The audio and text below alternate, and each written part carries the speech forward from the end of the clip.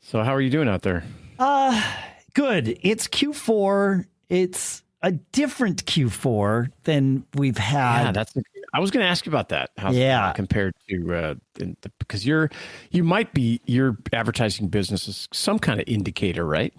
Yeah, companies are thinking, how they're thinking. It is, and the economy is not what it was for the last couple of years, and I mean that in a lot of different ways. I mean, obviously, for the past two Q4s, we've basically been in the midst of some version of pandemic lockdown, right?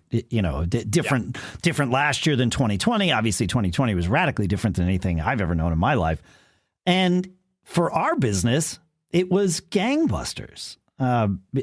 Because people were locked down. And so the whole idea of online anything saw a huge bump up. Now that, the flip side to that, of course, was mostly propped up though, right? But mostly propped up. Yeah. Well, propped up, not artificially, but the money had to go somewhere and it wasn't going to, vacations and eating out and, all of the whole performing arts business, was basically shut down almost entirely. Right. So like the entertainment business, all of that stuff was just, gone. I don't need to go through that. But the flip side to that meant that there was tons of money coming into this, relatively speaking. And so this Q4, it's hard to say, but what I want to say is it feels like a more normal Q4. Okay. But, when things are gangbusters, that feels normal pretty quickly. When things are up, you can get used to that and treat it as though it is the new standard. When things are down, you're like, oh, we got to fix this and change it to get it back up again, right? And so it's interesting seeing how things are just a little softer right now. And then on top of that, the overall economy is down.